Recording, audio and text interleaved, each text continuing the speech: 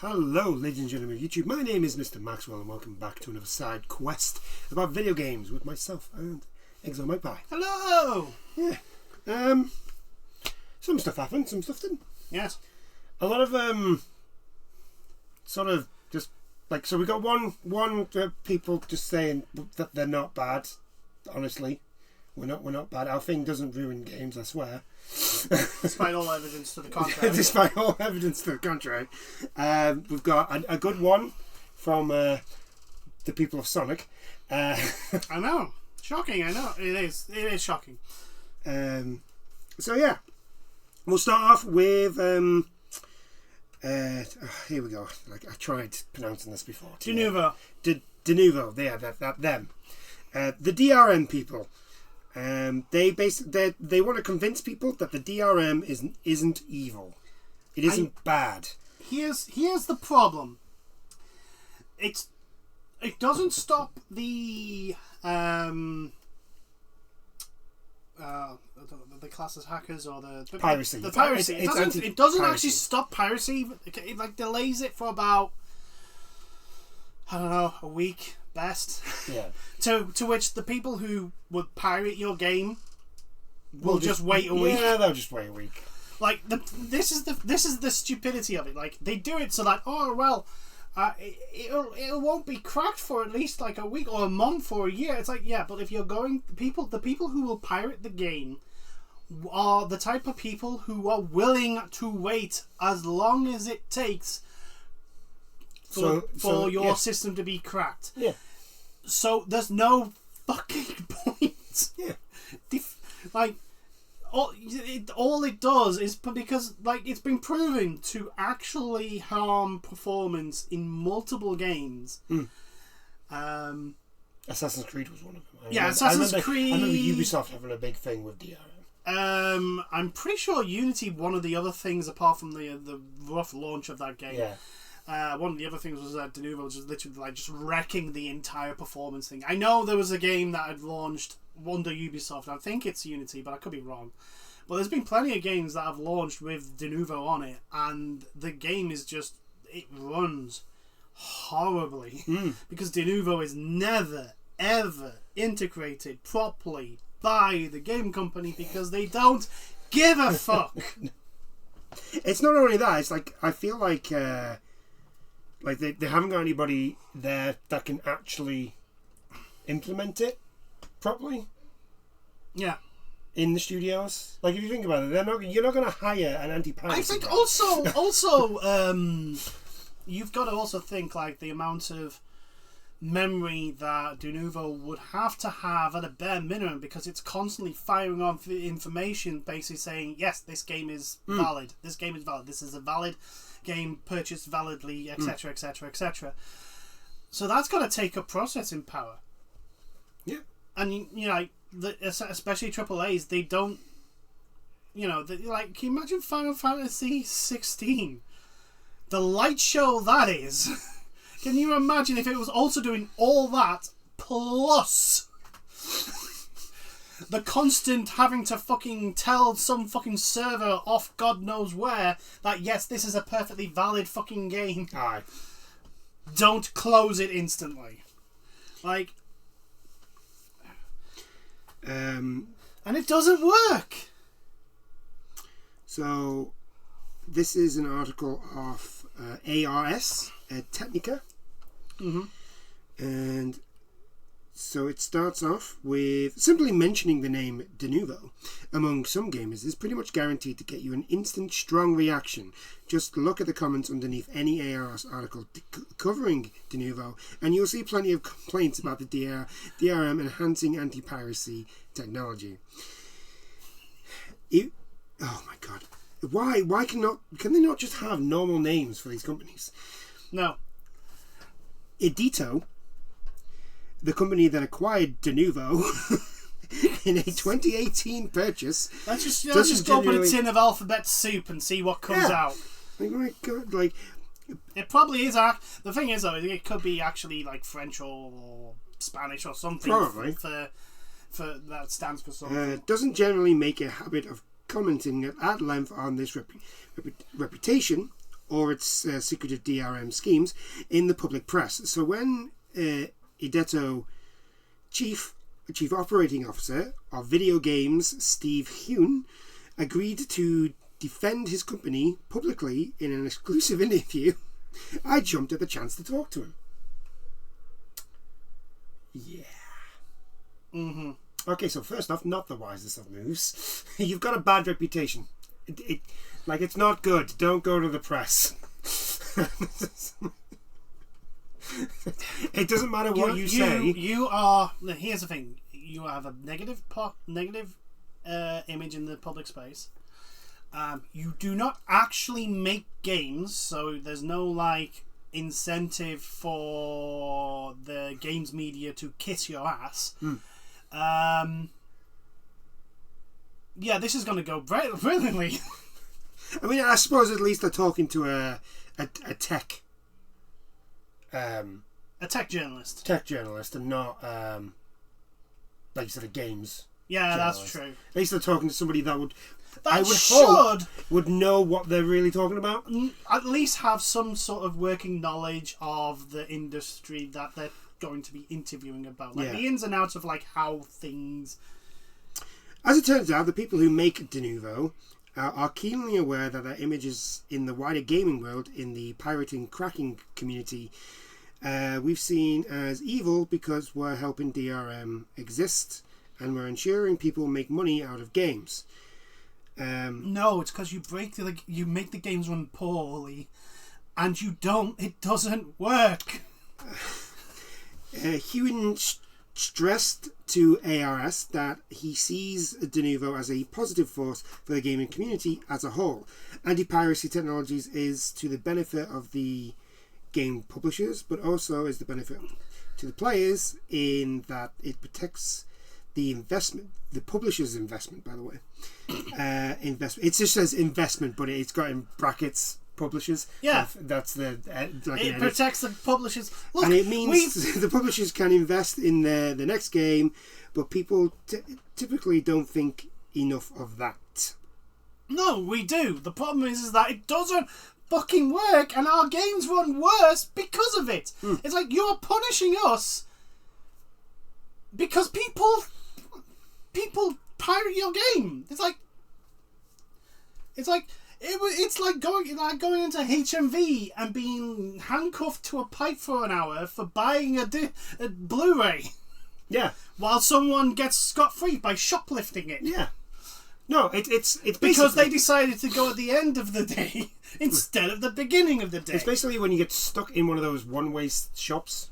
Have you ever been in? Yes. It's that. We're stuck in this fucking queue at the front of the goddamn store because of the whole one-way system thing that they've got going on. And we want while Johnny Ten Fingers over there is skipping the queue and robbed everything. It's not gonna it doesn't really stop anything. No, it will stop it for a couple of days, and this is the thing. Like people constantly say, the people who will hack. Look, if Denuvo was proven to be unbeatable and hackers could never actually break it, right? Which is a fallacy. Because somebody will always come along and there was always someone better than you. Yeah. Then we'd be like, okay, fine. Games they spend an awful lot of money on games. They do, need to make their money back on it. Granted, the people who should get that money aren't the people getting the money in those corporations, but that's a different story. Yeah, that's a different story. That is a different story.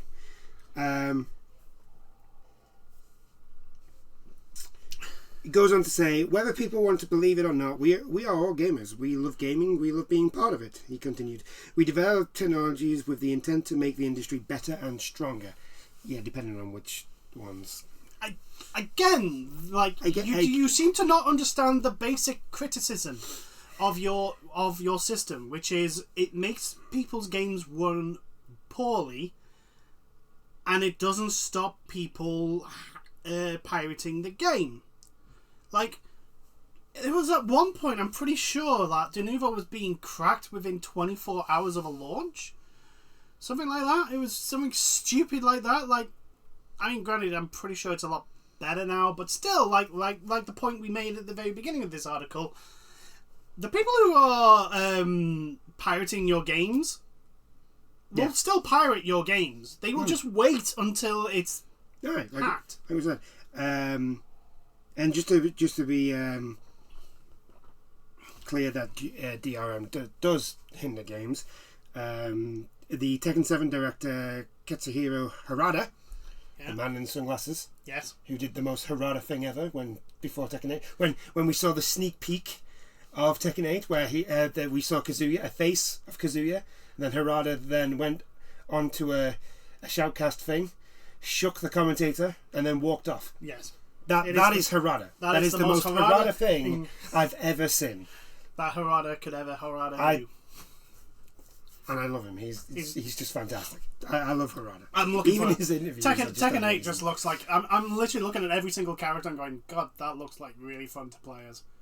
Like, it's just it is literally like all it needs for me to literally go shut up and take my money is if they go, the crossover character this year, it's Tifa Lockhart. Shut up and take my money. She's really complicated to play. I don't care. I will learn. Yeah, Tekken 7 had problems with frame rate drops, especially on the PC.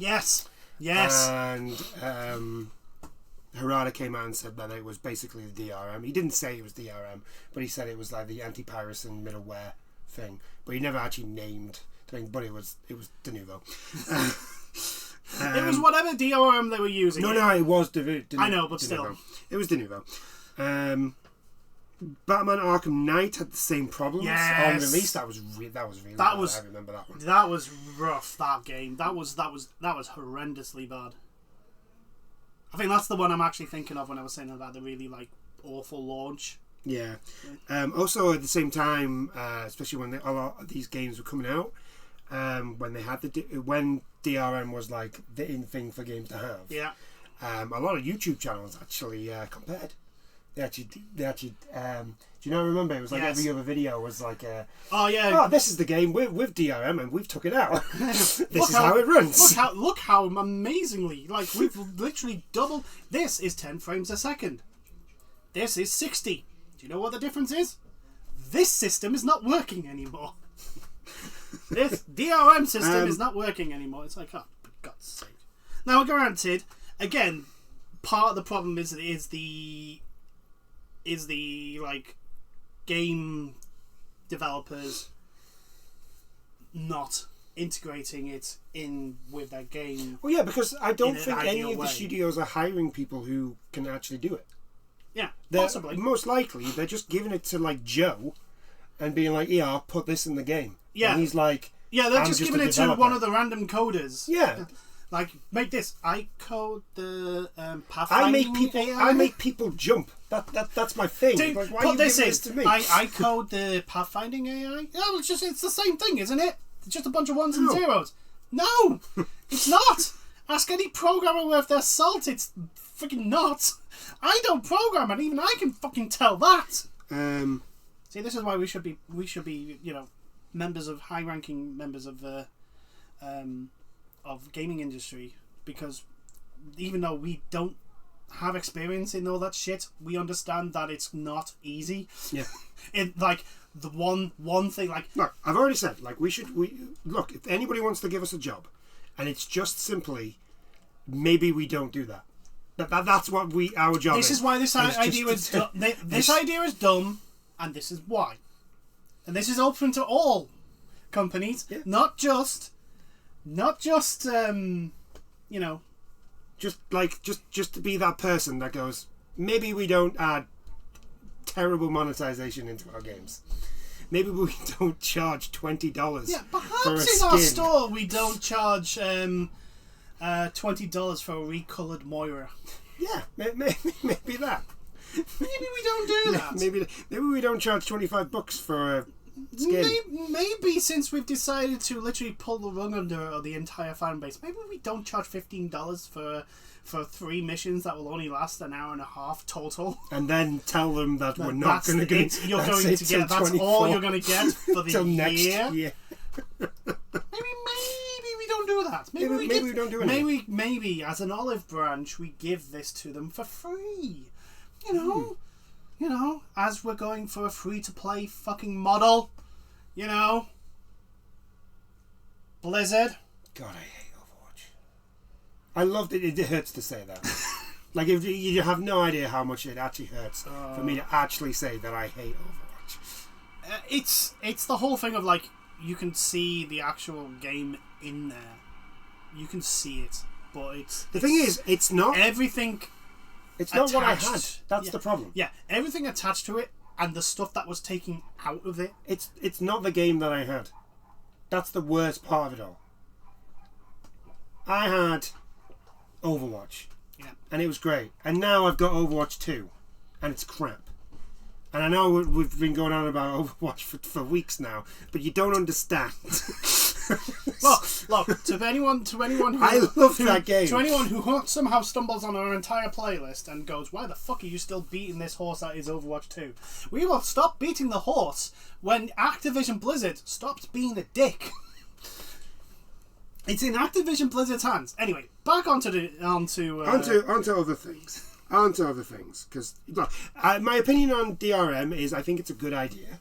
Yeah, if it works, I think it's a good idea. Works and doesn't negatively impact the game, I have no problem with it because I will buy my games. Because I've always understood like I get the whole point of anti-piracy. Yeah. The problem is that like. The criticisms we've had are not new criticisms. No. They've been around since DRM started. And it's the exact same thing as when they did it with when they tried to do it with movies. Oh God, you wouldn't steal it. People are just gonna do it. You have to accept that. Somebody is going to steal your game. Yeah, that's going to happen. There will be people. There will be people who will steal your games, steal your movies. Somebody is going to sit in a cinema with a camcorder at some sort of height, so they can film the entire movie, and then go sell it at a seaside resort. Yeah, like it's. We know. We grew up in that seaside resort. Yes, and I will. We saw confirm, those. 99. No. I can confirm I never bought those DVDs. No, I never bought one. But we can guarantee we saw some. Oh yeah, we saw some in there, clearly printed off on A4 paper. Yeah, covers. Yeah. Oh God, I miss those days. Oh, those were the fun days. But this is the thing, like there will always be those. There's people. always going to be somebody that's going to steal your shit. Yeah. If you make something, if you make a product. Somebody is going to steal it. And the thing is like, I understand the method is to like make it really, really hard for the hackers to hack through this DRM so that they basically go, well, it's not worth it. Yeah. It's a deterrent. It's basically the time spent doing it does not equal to the value that they'd get for doing it. See, this is the thing. I think they don't understand the actual patience of people that do this. Yeah. Also, they don't understand that there are certain hackers who just do it because they want to and like doing it. Yeah. Like they will just do. They like. There's a reason why the secret services of every single country will take some people who hack systems, and then give them a job. Mm-hmm. Anyway, time to move on. So yeah. Just look, Denuvo, just make your system not make games run shit. Yeah. Even if it means that's all you got to do. Even if it means supplying the game industry with step by step, like you're talking to a child, because I guarantee you the people that will be reading it will be the senior management, and not the people that actually need to read it. The people who will be implementing it, because they'll just be given a task by the senior management. Just make it so that the games don't run shit. If you do that, no one will complain. Just do that. So Baldur's Gate is at the moment, at least on release on console, it's not going to be going to Xbox. Yes. Basically, the developers of Baldur's Gate 3 have come out and explained why. Baldur's Gate 3 is skipping Xbox Series X and S consoles for now because Microsoft requires gameplay feature priority on the two consoles, with the title's co-op apparently throwing a wrench in the plans. Yeah, the S definitely cannot handle the co-op. Yeah, because it's not just online. It can also be split screen. Yeah, and it's just not. And we've been talking about Microsoft's most recent releases, and the vast majority of like their big flops. There could be a thing that the game has to run on the S, which means it's a lot less powerful, which was underpowered on launch, deliberately for market share, which has failed so badly. To which point, by the way, Microsoft are now raising their prices on the Xbox Series X and the Game Pass, and we, not to say I told you so, but that Microsoft is a giant piece of shit. But if I'm honest, I knew Game Pass was always going to end up going upwards. Well, yeah, because they can't. Even though Microsoft is literally the giant corporation that is every single big bad in almost cyberpunk settings. They are. Oh yeah. They can't keep hemorrhaging the amount of money they must be hemorrhaging for Game Pass to be as low it is for what it gives them, because either the gaming developers, that the third party ones, they are either being paid a ridiculous amount of money to put it on Game Pass, or those companies are making a loss because of Game Pass. There's no middle ground here, guys. Oh, yeah. I highly doubt Microsoft have threaded the needle on this one. Sorry, but I just don't think so. So the announcement of this came pretty much after Baldur's Gate got the release date of August 3rd for PC, and it's going to be out basically a month later on PS5 on September 6th. If I'm correct, hold on, let's have a look. Yes, September 6th, which is alright. Which is fine, as long as the game... To be honest with you, I'm still shocked that it's coming to console. That got me. I was like, I know, when it was first announced, I was like, yeah, that's clearly going to just be PC. That's PC, all the way. That's just a PC game. And then, PS5, September 6th. Oh! Wait, what? Okay. I'm sorry, pardon, what? Oh, okay. To be fair, I'm really looking forward to it. Like, it looks really cool. It looks like the RPGs that I always do like, where it is a case of, like, you can have... It's basically... It's no longer the fucking Mass Effect blooming decision wheel. It's the list of text choices. Yeah, which is what we want.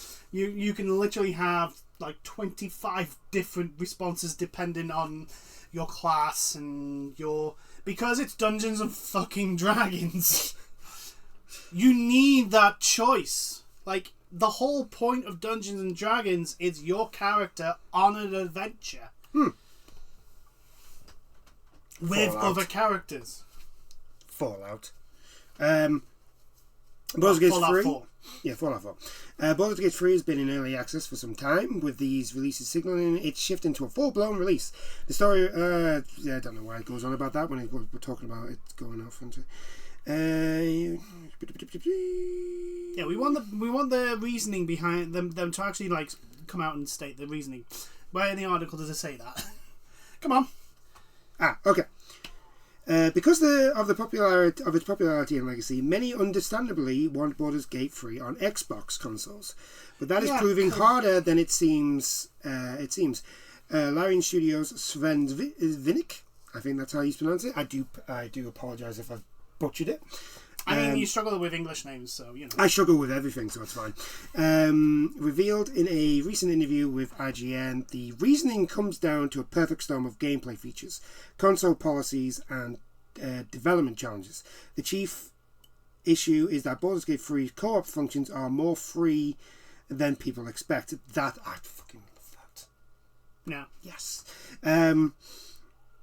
Allowing players to freely explore incredibly dense cities together. This feature is difficult to optimize, but limits the potential release because Xbox has a policy that, aside from things like frame rate, gameplay features must have parity on Xbox Series X and S. Oh god. Specifically, this means Baldur's Gate 3 can't just launch on the Xbox Series X with co-op, but not on Xbox Series S. Well, yeah, because can you imagine having to right? So, because it has split screen, we're talking about them giving the option of basically doing what the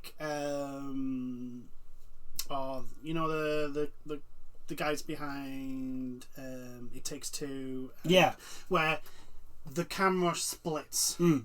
So you can literally split off and follow two different people. Lego Star Wars does that as well. Yeah. Just not to the extreme that this would let you do.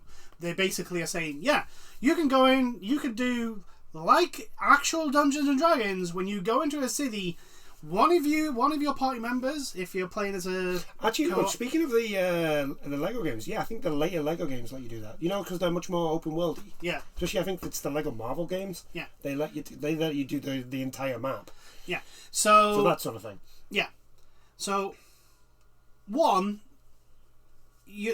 person could be like in the marketplace doing shit, buying stuff, while the other person could be literally on the other side of the fucking city, and that one console will have to render two separate locations in the same amount of detail with the potentially same amount of population on the screen at the same time.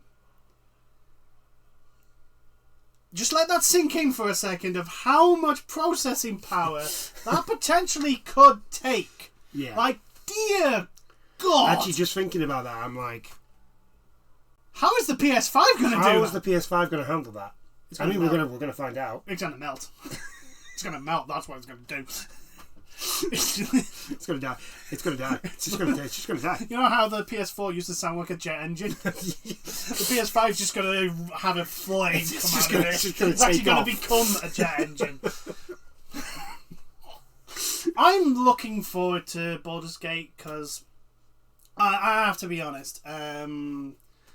We were starting to look at Dungeons and Dragons before COVID hit, and then when COVID hit, a lot of people were just sitting around doing nothing. So I was watching D&D. I was watching D&D videos of campaigns, and I was like, "Oh, this sounds so much fun. I really hope I can get a group to do this together." And no, it never works. Never comes together. It's like, oh. And I'm the type of person, I can't just go into a group of strangers and just play a game. I'm like, no, because I'm going to fucking say something stupid and people may take the wrong thing about it. They probably won't, but the back of my brain's going, yeah, you're going to insult one of these people. I know you are. You are. You don't mean to, but you're going to say something and it's going to sound really, really, really dumb. This is why I'm doing Warhammer. Because it's already really, really dumb. It's already really, really dumb, and I can just paint it. Yeah. I'm more of a painter than a player for Warhammer, which is fine. And when it comes to playing, I'm of the belief that let's just do the stupid stuff. I don't need we don't need the rules. Let's just fucking do this. Let's just literally throw all these troops forward. Yeah. And it's literally I'm a worldie is our my whole stick is just to run forward. Your whole stick is literally just get into close combat and kill as quickly as possible. What about efficiently? We don't care. It doesn't matter as long as people die. As long as I kill them, it's all good. It's all good. How I kill him doesn't matter as long as I kill him. If they kill my guys, then that's the point. It's all good. We just want more death. Death. But yeah.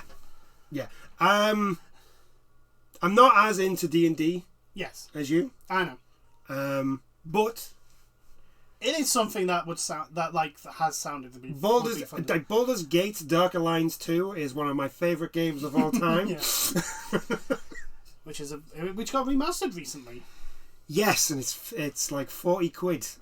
I know. I'm not paying 40 quid for a game. If it was done to the level of Demon Souls, like Demon Souls and The Last of Us, then maybe. But it isn't. No. It is not. Also,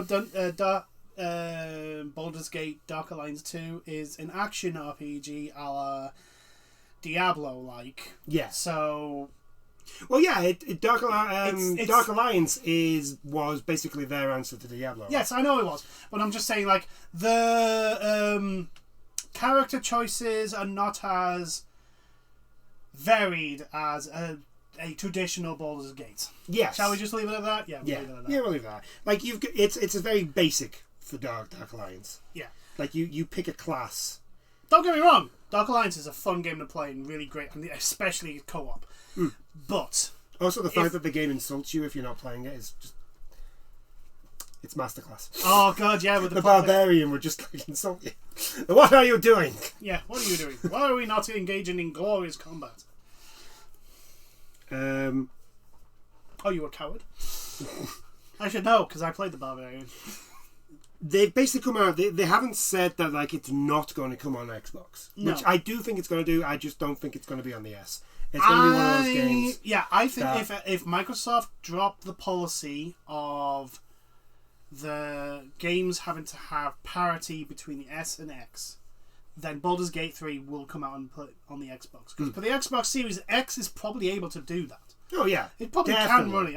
You know, if the PS5 can run it, then the Xbox Series X probably can run it as well. Oh yeah, but they are, for some strange reason, still pushing the S as a It's because they want their whole strategy is because they're the nice guy, right? You got to remember their whole strategy with the X and S is that they want everybody to have every game and to be or this and that and the other, right? And obviously people can't afford the X, so the S is a cheaper model. Yes, but it's an inferior model. Yes, to which everyone. But here's the thing: you get what you paid for. Yeah. And if you've bought an S, you've got to also understand that if you buy a game that's predominantly for the X and that has been downgraded for the S, you're gonna get an inferior product. Yeah. That's just how it works. Meaning the games won't run as well. Yeah. And then so I understand what they're doing with the S. I get that, but unfortunately the S cannot play the type of games that are coming out now. The thing is, right, is the reason why they did it is because they wanted to try and get a bigger market share. That was the sole reason, because they could basically sell it cheaper than the PlayStation 5, and they went, well, because it's cheaper, people will buy it. Despite the fact that we've constantly said on multiple videos, it's not the actual console that sells consoles, it's the games that's on the consoles that sell consoles, and Phil Spencer still doesn't understand that. What is wrong with you? But yeah, I think the other reason why they are like hesitant to drop the S is the whole, because it will literally be them announcing that this system we made hasn't worked. Yeah. And they don't want to do that because it'll lose them face. And I'm like, yeah, but if you do that, your games will be potentially better. And to be fair, at this moment in time, I don't think they can lose any more face than Phil Spencer standing up and saying, yeah, by the way, we're shit. Yeah, our games are shit, so it doesn't matter if we have Activision Blizzard. We kind of need Activision Blizzard. I've said it before, I'll say it again. Phil Spencer should be sacked solely for that line. No CEO or head honcho should ever publicly in court openly say that their product is crap. That is literally basically giving up. That is raising the white flag faster than the French government in 1940. So yeah, like I said, we're probably going to get Xbox will get Baldur's Gate 3. It's just, like I said, I think we're going to get it on. They're going to get it on the X, and they're not going to get it on the S. I just can't see the S doing it. The S won't be able to. Apparently Microsoft and Xbox are working with to try and get it to work the developers to try and get it work on the S, and it may do. I just don't think it's going to work as well. Here's the thing: they have a game release around the same time, which will be rendering a lot of people and keeping the log of all those people. I'm talking about Starfield. I'm talking about Starfield, guys. Let's not beat around the bush. I am and I hope I'm wrong, I am worried as hell that Starfield on Xbox is going to be an absolute shit show because they've had to make it work on the S. I mean, it's possible. To the point where I'd literally be, if I was a member of the Bethesda upper management, I'd literally like, look, make it run shit on the S. Just make it run good on the X. Yeah. Don't worry about the S. Ignore the S. If it breaks down and fails to run, don't care. I'm being very professional. Hold on. There you go. And then when Phil Spencer comes around and goes, why isn't it working on the S? Just go, well, do you want Starfield as good as it can be? Or do you want Redfield? Oh, Redfall. Do you want it as good as it can be? Or do you want Redfield 2.0? Redfall, sorry. Redfall. Do you want Redfall? Do you want Redfall 2.0? Which one, Phil? Which one? We're not magicians. We're Bethesda. Yeah, we can barely make one game work. We made Skyrim and work on the most powerful consoles of its time. Barely. Yeah. We have modders. There is a modding community that is set up solely to fix our shit. I tell you something. The thing that I'm looking forward to Starfield the most is the modders. I do generally want to see what they do. Oh yeah, it's why if I love the modern scene for the like we've said before. Like Starfield is literally my jam. Like literally, like space exploration, role playing, fucking going out in a ship and just going, what's over there? Like that is my fucking jam. That is something I bought Elite Dangerous on launch because that was what I wanted to do. I wanted to be a space trucker, just going from point to point to point. And just hauling cargo. It was all I wanted to do. And this is like more of that shit. It's more, but with more exploration and going, ooh, what's this curious thing, right? So this is literally like there's a little boy inside of me who's going, oh, please let this be good, please let this be good, because one, it's gonna, if it's good, it will be really fun to play, and it will have everything. Well, you know what makes Bethesda games good and enjoyable. But then the modern community, but then in about 2-3 years, the modern community will just unleash an amazing things on it. You will have because with the modding scene, although desolated planets, which Bethesda have said like 90%. I think they said 90%. I think or like 75. 75, 90%. It was a high number. Yeah. That are basically uninhabitable worlds. And what they said is, which is actually a good point, is like they tried to scale it to what like scientists believe. Yeah. The galaxy is, which is like so many of these planets based on algorithms that they've made basically like to be in the sweet spot for not too far from the sun but not too close, etc, etc, etc. We think this amount of planets could be habitable, which is I understand, and it's perfectly fine. But when the modders get a hold of it, all those desolate planets are going to become amazing. And also, I guarantee you there will be a Star Wars mod, a Star Trek mod, a Expanse mod, a Babylon 5 mod, which if there is one, please, for the love of God, make it great. If there is a Babylon 5, I want those. I want that mod, Firecraft. I will download Starfield on your PC, on my PC, and get the my Babylon PC 5. will be able to play it. There will be. They will probably like. There is people working on a multiplayer Skyrim mod. Yeah. There is people working on a mod. Well, do you not remember the Fallout 4? Remember the Miami mod that those guys made? Did it come out?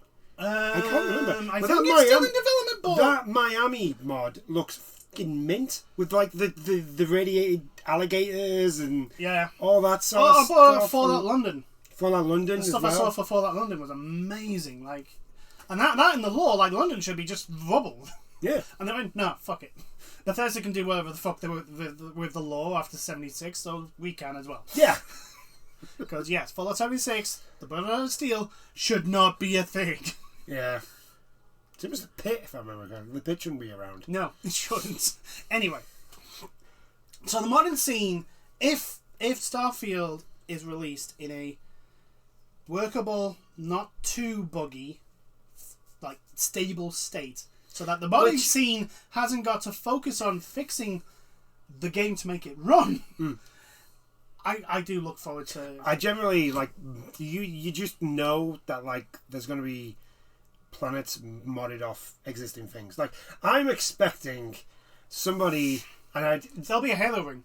Yeah, someone will put a Halo ring in. There'll be a Halo ring in there. There's going to be planets based off anime, so there's going to be a One Piece world. Oh yeah, there's going to be a One Piece world. Oh yeah, someone will literally make the Grand Line on a water planet. Yeah, somebody will do that. Someone will make probably sites from Gundam. Aye. Somebody will make those. The colonies and stuff like that. Oh. Mobile suits. Can you imagine if someone gets to make actually mods in a mobile suit? Like this is the thing. This is what makes Starfield's potential so great. It's not actually what Bethesda will put in, but what the modders will put in. Yeah, because like honestly, just look at Skyrim on PC and then just look at the mods. Right, we're not just talking about graphic mods. Like Jesus, like story mods with extra quests. Well, Fallout 4 has like story quests with actual voice acting. Like we're just singing the praises of modders now. Yeah, because you mod the Bethesda modding scene is it's absolutely fantastic. They're so good, phenomenal. Which is why it just baffled me that they like. I mean, I know now it's just commonplace. Like Bethesda tried to charge. Oh, they try to make paid mods. Mods, and it was just like, you don't actually understand mods, do you? Like, the thing is that I understand, like, giving the community the ability to give modders money for the work that they've put in is understandable. The way they did it was stupid. The thing is, if it was like, oh yeah, by the way, they get all 100% of the money.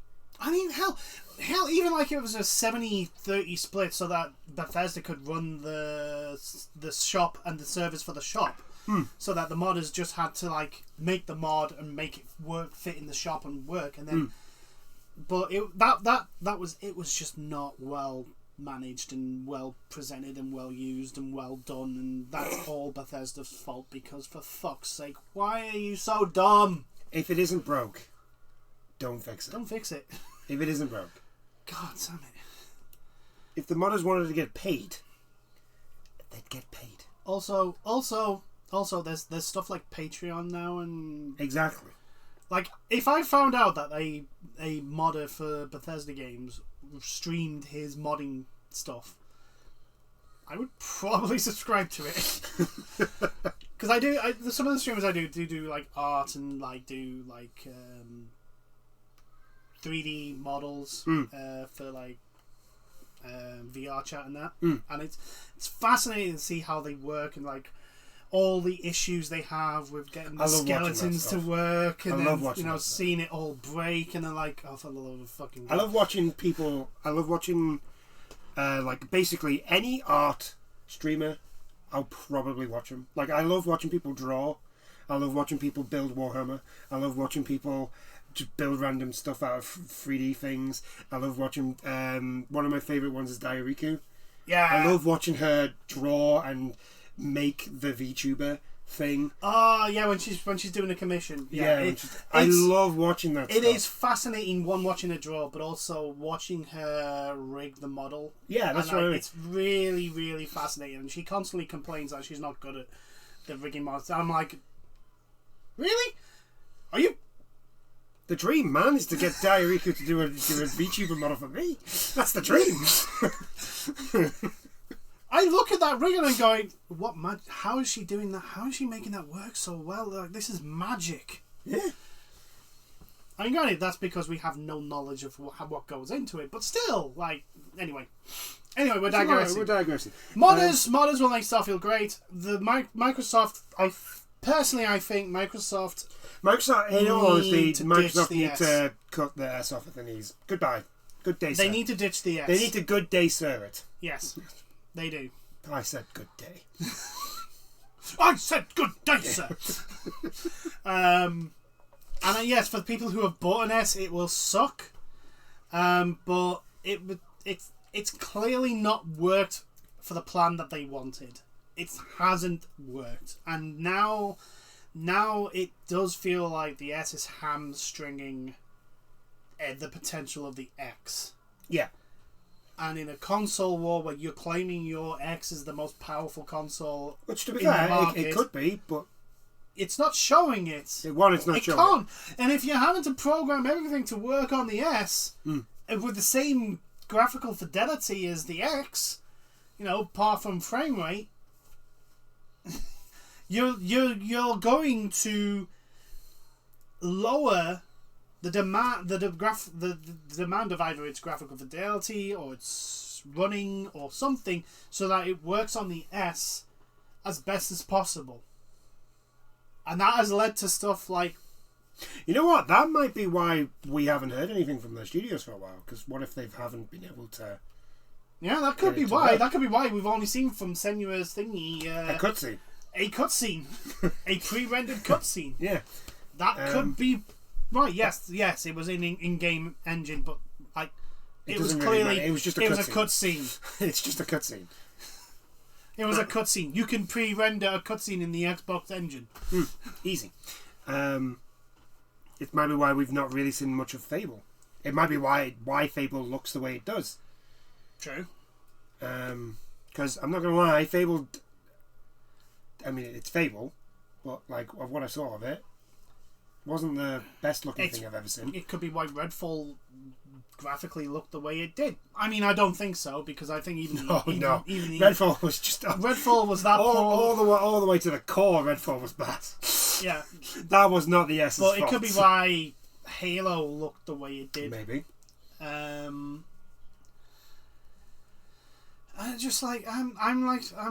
literally thinking I understand the presentation of the S and the whole we don't want you to break the bank to buy Xbox, etc., but let's not pretend that it was to try and get as big a market share as possible. Yeah, by giving a system that was less powerful but vastly cheaper than its competitors, and they have to basically just bite the bullet and go, it's not worked. They're gonna have to make a choice. They're gonna have to either A, constantly hamstring the Xbox. Well, the thing is, like you said, later on down the line, if this is what their games are like now, right? You got to remember, later on down the line, there's gonna get with the PS5 when it's nearing the end of the life, where games are just too powerful. Yeah, when your PS5 actually starts sounding like a jet engine, like the PS4 did. Yeah. Right. Once we're getting to that point, the S is not going to be viable, at all. Well, not unless you want potato men. Yeah, the S is not going to be able to handle it. If the X and the S are not going to be able to handle, are going to be able to handle these games, but at severe stress to the system, right? The S is not going to be able to do it. Yeah. Right? So, now, if your console, if that's what the S is like now, right, you, in your generally, and I'm just speaking on a business standpoint, cut it off. Just cut it off at the knees. Cut your losses. Because most likely now people are going to be looking at the X to play their games. Also, if... we're talking about games development in about 2, 3, 4 years, maybe. And if the S can't handle Baldur's Gate 3 now, there's just going to be more and more third parties that are literally going to go, especially if Microsoft keep going with the whole stick of, no, you have to be able to get it on work on the S. There's going to be more and more third parties that are going, we can't, and it's going to cost us too much time, effort, and resources to get it to work on the S. It's going to be in a stable enough manner. It's going to be where Xbox will always have the game last. Yeah. Because it'll come out on PC or PlayStation at the same, either one first or both at the same time. Yeah. Right? And then Xbox isn't going to get the game for another like 3-4 months, until which at that point the life cycle of that game is gone. Yeah. Everybody's already played it. Everybody's already watched people play it on Twitch. Mm-hmm. You know, the actual advertisement of that game it's over. You're not going to make much money off it. No, and So- it's not worth. It becomes not worth the time and effort to do it. It is not worth the time for those developers to actually, because once the game's out, unfortunately for well, not unfortunately because it keeps them in a job, but like realistically, developers get like a couple of days to really celebrate the fact that they've released their game. Yeah. And then they've got to go work on the next game one. because Either extra content for the game they've just released, Right. or they start working on the next project. Because unfortunately now, games, the life cycle of a game lasts a couple of weeks. I at don't best. even think that's a new phenomenon. Like It's not. That's been like since the gaming industry started, because it is in a sense it is literally like the movie business, in a sense that once a studio finishes with a movie, they have to think about what the next movie they're going to do. Yeah. Like, they can't just go, well, we've released the Lord of the Rings trilogy. Yeah. We can just sit on that for 2 years and not even start working on anything. Yeah. It's like look at Lucasfilm. And Lucasfilm was a prime example. Like they made Star Wars, right? They made all those Star Wars movies, but they couldn't just stop after they made the Star Wars movies. Well, no, because They eventually had to they'll run out. release That money will eventually run out. They had to release other things. Now a lot of it was to do with Star Wars that they've released, but they did actually do other things. Well, yeah, with other studios. Indiana Jones. Fucking love those movies. Not the new one or the crystal fucking bollocks. Not 5, not 6. Well, not 6. Not 4 or 5. Not 4 or 5. 1, 2, and 3. One, They are two, the and three. only Indiana Jones movies that exist. It is And one if of you the tell me- it is one of the perfect trilogies. If You you- do not touch it. If you tell me that there are other movies than the 3, I will call you a liar. Yeah. You are a liar, sir. Like, why? And a charlatan. The thing is, right, is with the latest Indiana Jones, is like people are complaining. Well, it's not actually about him now, and I'm like, yeah, because Harrison Ford is like an old man. He can't do the shit. My question is, why did they think that we wanted another Indiana Jones? We were happy with Indiana Jones, The Temple of Doom, and The Last Crusade. We were happy. Those 3 were perfect. We did not need... Raiders of the Lost Ark. It's not called Indiana Jones. Oh, yeah, it is. Yeah. Raiders of the Lost Ark. I mean, it's Indiana Jones and the Raiders of the Lost Ark. But anyway. No. It's actually just Raiders of the Lost Ark. Indiana Jones and the Raiders was actually added later. I hang my head in shame. Anyway. Sorry, I'm a big stands. Indiana Jones nerd, so I know. My point still stands. Have you noticed though, right? Is that those trilogies that were like very, very well done with the first, the big, middle, and the end. Anytime they've tried to do other shit more recently, because there has been other stuff that they did. There was the Young Indiana Jones Adventures, which was actually pretty fun to watch. I like the TV series. It was pretty good. Star Wars had some random shit like droids and the Ewoks, which, while not great, tiny little 4-year-old me really enjoyed it because bright cartoons, funny animals, and everyone laughed. It's great. Yes, it's all good. All good. And I was a target demographic for Ewoks, and it worked. Yeah. Yeah, I know what you mean. Especially now. But now, it's because basically Marvel did this. Because Marvel did the giant expanded universe that they've done. Yeah. And it did gangbusters. Well, yeah, because they had an ongoing story that made sense. And they had an actual plan, and they planned it all out. And it took them a while to actually get to the point that they needed to. Yeah. Which is a lot of people, a lot of these companies seem to have forgotten that Even Disney. It took them about 5 years to get to Infinity War. Also, let's all be honest. The start of the whole Infinity War saga, which is like, I think they say Iron Man is the first one. Iron Man's the first one. Let's all be honest.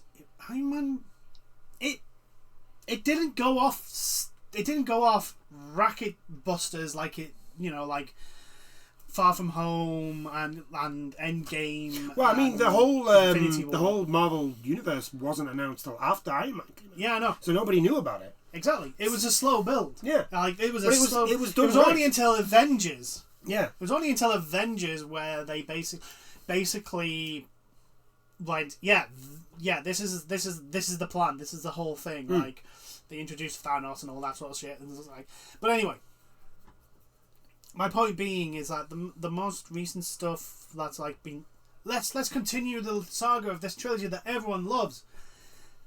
It's not been. I don't think it's been done for the right reasons. Now, I've not seen the latest Indiana Jones. I've had no intention of seeing it. I've seen trailers of it. It looks garbage. I've read reviews of it. It sounds garbage. And as a giant Indiana Jones nerd, no. Just no. I can understand Harrison Ford if this is his last movie. Him wanting to do it as his last movie because Indiana Jones is one of his... He is Indiana Jones. Yeah, it's like it's synonymous with him. It's like, you know, you've got Mark Hamill as Luke Skywalker, you've got Bruce Willis as John McClane, and Indiana Jones is Harrison Ford. Even though Harrison Ford has been in so many really good movies, the one thing that is like him.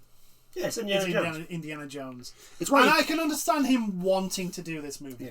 It's why you can't, like, in all honesty, you couldn't do a sequel and not have him in it. Yeah. Like, this is why I'm like, this is one of those times where maybe a reboot would have been a smarter idea. Yeah. But then again, if you do a reboot, everyone's going to compare it to the original trilogy, and it's never going to do that. It's never gonna be the same. But the thing is, like, if you are gonna do an Indiana Jones movie, you're better off doing a reboot than trying to do a sequel. Yeah.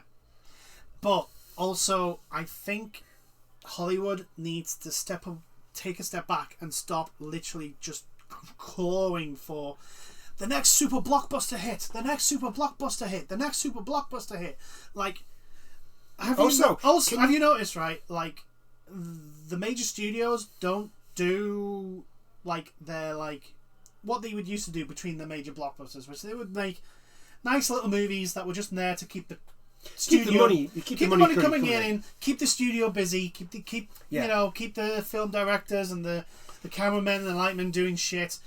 They don't do that anymore. No. And they just focus everything and throw all them eggs in one basket, hoping that this is going to be the next blockbuster.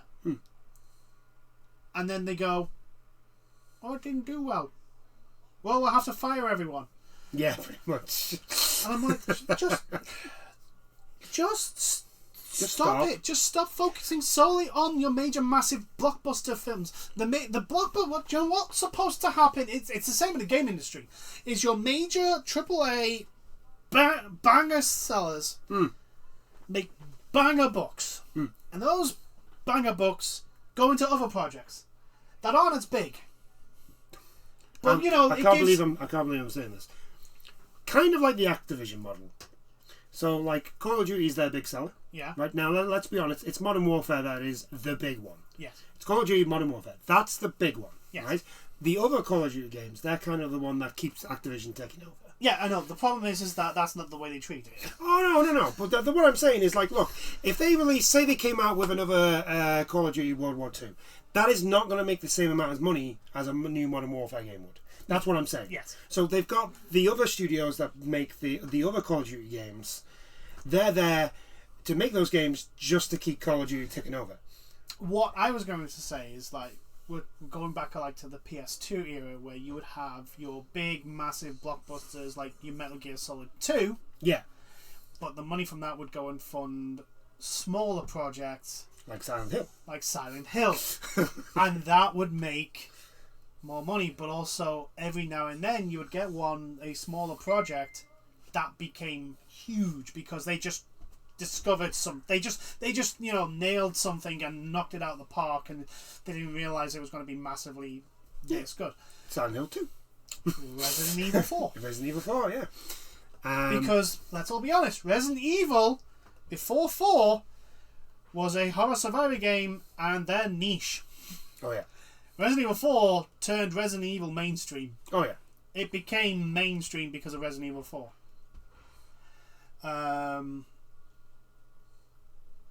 So, and the movie industry's stopped doing that. It's like, yeah, there are like your like smaller. Yeah, now producers. you can tell like which studio's done what, like now. Yeah. Whereas before, like you said, like Paramount would release like, I don't know, let's say their version of Lord of the Rings, right? And then Well, not Transformers. Transformers. Transformers. Right? They release Transformers, and then they would release, I don't know, something like The Father of the Bride. Not much longer. Disney's a prime example. Disney actually. Disney is a prime example. Disney would release something like The Lion King or Pocahontas or Cinderella, and then Touchstone, which would was release Short Circuit. would release Short Circuit. Or Short Circuit. Batteries Not Included. Well, batteries not. Oh my god, I that's love such a that good movie. movie. I think But those movies were not designed to make gangbusters. They weren't. They were there to make a profit, because that's what the whole business is about. But it wasn't like, you look at the advertising, the production, the money put in for those movies, especially Batteries Not Included, is a prime and perfect example. It is not there to make the multi-billion dollars or the multi-million dollars that like your Star Wars and your Pocahontases did. And your Lion Kings did, etc., etc. I know I'm not taking from the same time frame, but I don't care. My point still stands. And you go, and it makes this nice little movie that, yes, not everyone will go watch it. Not everyone will go, but there will be enough people to go watch it, and it gets a cult following, which is why I think everyone should go watch Batteries Not Included, because it's an amazing film, and you'll feel very, very, very, very, very sad about the little robot that doesn't have batteries. Yeah. Aww. It's a great I movie. love those robots. It's a great movie. I love it. And you feel extremely happy when they take that little robot and yeah. It's great. Mannequin. Oh my god, Mannequin! Mannequin's a good movie. Mannequin's another one that, like, it's clearly not there to be a fucking A-lister Hollywood, best box office smash, bestseller, but the heart and soul of that movie is so good. Anyway, we're digressing. We are majorly digressing. We'll move on. We're actually, speaking of Disney, considering that we've talked about Disney and Marvel, they've announced that there's going to be a Black Panther game, which is going to be made by the same developers that did Shadow of Mordor. Okay, so the combat might be quite good. Yeah. So that's WB? Warner Brothers. Warner Brothers? It's not Warner Brothers Studios. It's just the same developers. All right, so they're not able to. Because I think this is EA. I think this is going to be published by EA. This game. Yeah. So, because I'm pretty sure EA got a Marvel license. Yeah, it was Warner Brothers that did Shadow. Warner Brothers did Shadow of Mordor and Shadow War. They did the Lord, because Warner Brothers have the Lord of the Rings license. Right. Remember when EA had the Lord of the Rings license and they gave us the Two Towers and the Return of the King? Yeah, I know, right? It's great. Oh my god, back when EA actually, released games. Released good games. Actually, you know what? They've been doing well on their single player stuff lately, so let's not... Actually, there is some news on EA. So we'll talk about that. But yeah, they've announced that they're going to be doing I was just going to say, this is really all we're doing. Yeah. So they're doing a Black Panther game, developed by the developers of Shadow of Mordor, which is really cool because that's a really good game. Yeah, it has an amazing, really good mechanic, which has vengeance mechanic. Yeah, which has been copyrighted by Warner Brothers because fuck anyone else having fun. I know. The problem is that if someone is able to make the vengeance mechanic but do it program it differently, they've got nothing to stand on because you can't actually copyright a mechanic. Yeah. Like, rolling dice. Yeah. Because the United States, I guarantee you, a corporation in the United States has probably tried to do that. That wouldn't surprise me. But go on then. So what's this EA? So, EA, as a games developer, are splitting their studios. So there is going to be, and they're going to be run by two completely separate. Oh yes, I remember. So this. you have the EA Sports shit, which is the way it should have been. Yeah. Being run by the people that currently run it, so it's still going to be all shit for all us soccer, Madden, and... Did you just call it soccer? I'm talking to Americans. Did you just football. call it soccer? American football. It's called football. Football. Basically, Madden. and well, the thing is, alright, here's the thing. It's going to be... What are they calling it? EA Soccer? What the hell are they calling? Because it's not FIFA anymore. No, it's going to be EA Soccer something. Yeah, that's what I meant. Anyway, EA Soccer, Madden NFL, NHL. The golf thing. Do they still do the golf? Yeah, they still do PGA. That's all still going to be fucking shit. Oh, yeah. However, there are other developers that are like DICE And Respawn, etc., that do the non-sport stuff. So like the people are going to be run by, I can't remember her name, but she was basically one of the lead designers and runners of the Dead Space reboot. Oh. She's going to be in charge of all of them. Okay, that's cool. Which makes kind of sense that all the non-sport bullshittery that's in the EA Sports games, those other games that have coming out since since probably Battlefield 2042 fucking collapsed in on itself, which apparently they've been working hard on it. It's no longer... Oh, it's garbage. I've played shit. it. No. I've played it since the last update came out. Yeah. It's absolute shit. Anyway, it is so bad. To be honest, Battlefield 2042 is getting its butt kicked in by a game built of Roblox from the looks of it. Yeah. BattleBit. Yeah. Because why? Because it's actually fun. Yeah. Anyway, I digress. But it makes sense that the games like Dead Space and Jedi Survivor are not absolute fucking shit shows that the sports games are. So, which is good. This is what I like to hear. I still think they need to really take everyone in charge of the sports games, kick them into throw them out of the fucking vacuum, and put people in who actually care about the sports that they're making games on. But they won't. But they won't, because Ultimate Team has to make all of it, and which I'm like, you don't even fucking put effort into that now either. Like you don't. Where is all the effort? Can't be in making the game run, because they don't.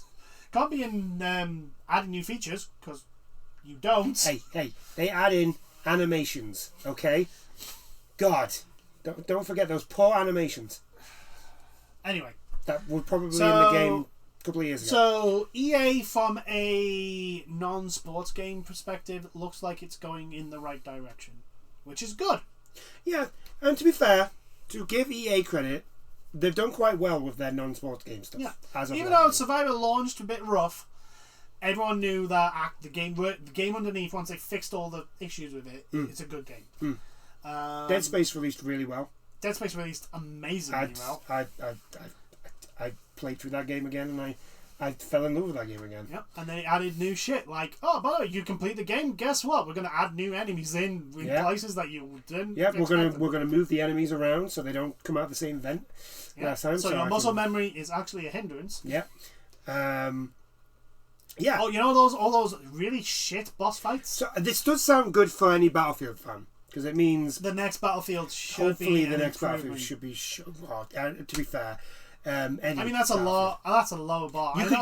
You could just put it as a stick. The thing is with the gaming industry is if they've ever taught me something, is that don't think they can get worse, because they can. I know. Prime example is Activision Blizzard. Yeah, I know, but it's just a good sign, and it's a way of you could say it's like a little bit of hope. Yeah, not too much, but a little bit. They're going, like I said, they're going in the right direction. I shall continually applaud them for going in the right direction. Yes. And lastly, so we'll move on now to the last bit. Sega executive dismisses payday and blockchain games as they are boring. Well, yes, because have you seen any of these payday blooming blockchain bullshit NFT crap games? There is no gameplay. To be fair, there is very, very little gameplay. As soon as someone like Logan Paul gets involved, that's where you should be like, you know what, I'm out. Yeah, Logan Paul, who hasn't yet refunded the people that wanted to be refunded 6 months after saying he would. Did you think he was going to? No, but I'm just, pointing it out. But yeah, finally, hopefully Square Enix can get on board, can see that Square Sega are doing Enix, this. Ubisoft, although I'm pretty think that ship has sailed on Ubisoft of common sense and the actual reading of the actual market. Hopefully Square Enix can be like, oh, you know what was it that they called their blockchain stuff? Yeah. Wow, what did they call it? Because everybody thought it was like Parasite Eve. Yeah, didn't they? yeah. And it turned out just to be blockchain. Yeah, I don't know what. I can't remember what. Hopefully they can go like. They've released an actual another trailer for that, but I've also seen people, you know, the Final Fantasy Infinite Crisis or whatever game it is. It's a gacha. Yeah. Ugh. So it's not. It's not what it was when it was first really advertised. Yeah. It's not what we thought it was going to be, which was when we first was told, like, from... Well, they said it was going to be the story from Crisis Core all the way to the end. I think they will... I watched... I think it was Maximilian dude was playing it. I watched him play it. Yeah. And it was basically dungeon bombing mission, and it didn't actually do the entirety of the bombing mission. You literally just did... I want to say from the train up to... the bit before you, like, the passageway going into the reactor. Right. And at the end of that walkway yeah. was a teleport, which was basically the Scorpion boss. Right. Yeah. That was it. I'm not gonna lie. And then you went back to the menu and you unlocked I don't think there were chests, but there was something. Like you got shit like swords and. I'm not gonna lie. I'm not surprised it's a gacha because it's on. It was they announced it was going to be on mobile. Yeah. Right. I'm very disappointed in the fact that like it's not what I thought it was going to be. We did say when they first announced it, it's like, how the fuck are you going to get this to be on mobile and be not the entire mobile? You know what the most annoying thing about that is? It's like you had a perfect Switch release game. Yeah. That's a perfect game. You even said that. That's a little chibi story mode of the entirety of the Final Fantasy VII on the Switch. Like, who's not going to buy that? Yeah. Yeah, you said it was the perfect. It's a perfect Switch game for Final Fantasy. Again, Square Enix, we offer our services here. What is... Oh! We offer our services. What is that? Yeah. I mean, for a gacha game, apparently it is actually pretty It good. probably is. I'm not saying it's a bad game, but I'm just saying, like, you could have done so much more. For Battle Royale game on the mobile, the first Soldier Battle Royale was apparently really good. The problem was it was on mobile.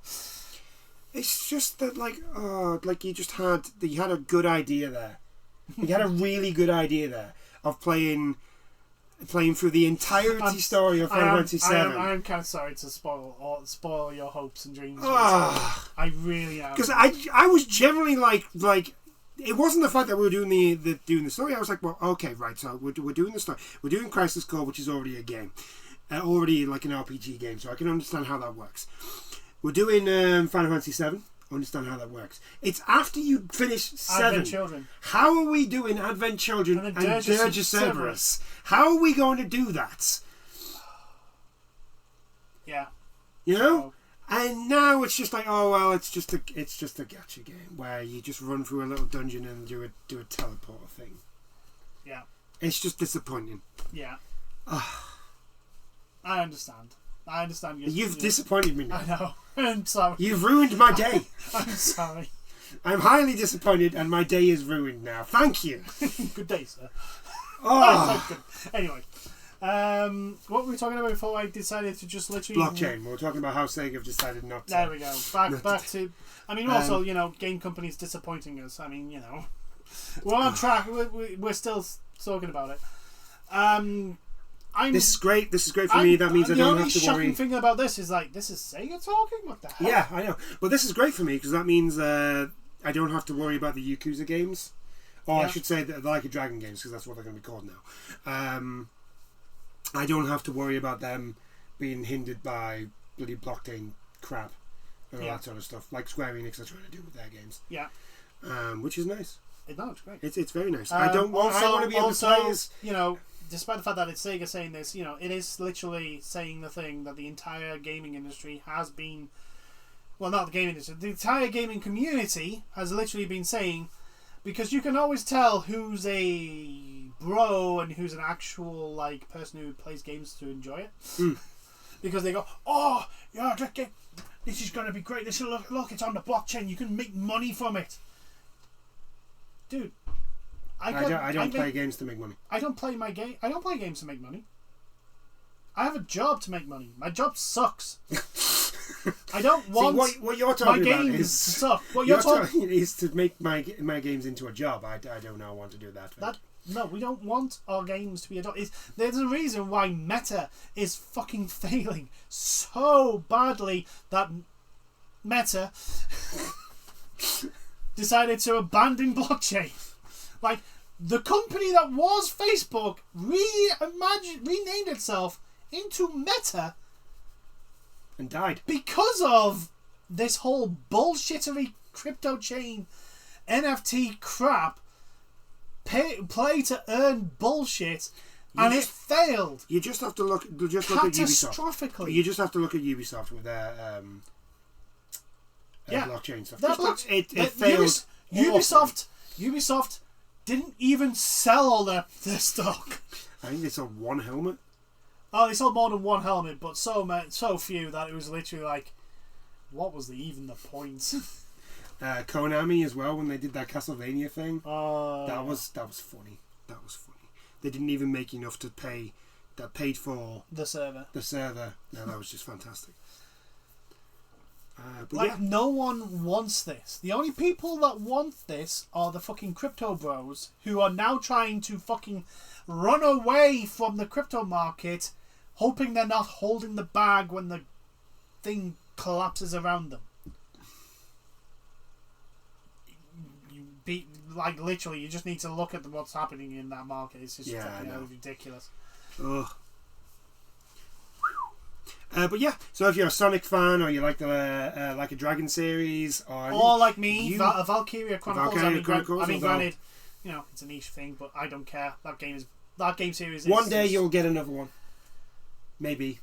I'm happy with 4. You're happy with 4. I'm happy with 4. Yeah, if you like those games, you don't have to worry about the blockchain crap, because Sega are like, no.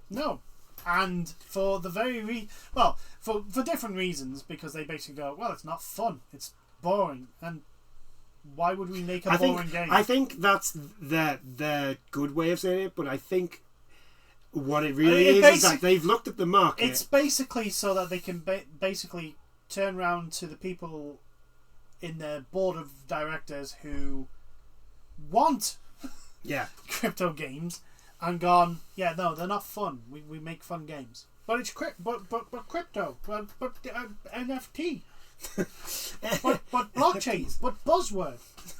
Insert buzzword here. But I have no actual fucking genuine reason for this. But make money. To be honest, the NFT market is literally the fucking meme of the go on, make money. No, it is, isn't it? It is literally like, that go right on, now. You just poke it, like, go on, make some money. Make some money. It is. Make money. It is. Oh my god. So yeah, it's a way to basically tell them that no, we have no intention to do blockchain, but not basically tell them crypto is fucking stupid in the game industry. I mean, granted, making a game boring is kind of stupid, but he doesn't actually say it. Yeah. He just says, they're boring. They're all boring. Why would we make a boring game? Yeah. I mean, you make the Sonic games, but we won't. Yeah, that's... Yes, but the worst thing a game can be is boring. Yes. Or horrifically bad. Or Redfield. Or Redfall. Or Redfall. Or Golem. Or Golem. Oh my god. Or Golem. Or Golem. Oh, sweet baby Jesus. But at least Golem is like so bad. People just look at it and go, "How can it be this bad?" Like people discuss it. How is this real? Like, the thing is, Golem's going to be you never have those discussions with a blockchain game because there's literally fucking nothing. The only time you talk about them is when it's a scam. Yeah, that's true. That is very true. But the person that's made it has literally not finished the game and run off with all the money. Yes. Logan. That's yeah, but that's not even counting Logan Paul's shit. No. Like that's a common thing. Yes. So yes, crypto games are boring. And shit. In other news, the Pope is Catholic and the sky is blue. I mean, currently it's overcast, but if the cards weren't there, it would be blue. Let it be overcast. It's actually cool. I know. It's so good. Hot. So good to actually have cooler, the temperature to drop a little bit. Jesus Christ. I mean, he's going to kill us tomorrow. Yes. But it's fine. I think we'll leave it there. Yeah. Been a nice chat. It has. It's been a nice chat. It's been nice not to have to like get a bat out and be like, why are you so stupid? I mean, Stop you did being kind of stupid. get it. I mean, you kind of did to just bash on Activision Blizzard. Yeah, but I mean, like, what I actually mean is like that nobody's done anything egregious. Oh no one's done like the level of like, why are you this stupid yet? Yeah, like I was able to talk briefly about Black Panther. It is only Monday, and we do there has been a habit at the moment of we do this talk on a Monday. You upload on a Tuesday, and between the Monday night and the Tuesday morning, something insert company A here, usually Activision Blizzard, decides to literally fuck up their entire fan base. Yes, that has been happening lately, hasn't it? It has mostly been Activision Blizzard lately. I'm not really just like to the point. It's been Overwatch. Yes, it has been Overwatch, and I'm literally like, just stop. Just please stop doing this to the game that I like. Please, just stop. Just stop. Either just stop or put it out of its misery. Please, just it'll be stop. fine. I'm fine with either or. Yeah. Just please, stop. no more. It's suffered enough. But anyway, yes, I do hope you've enjoyed this chat, and we will see you in the next ones. Bye now. Toodles.